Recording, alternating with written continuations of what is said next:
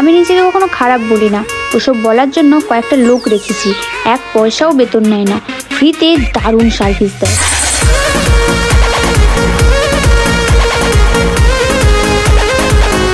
তুমি আছো, আমি আছি, ভালোবাসি ভালোবাসি।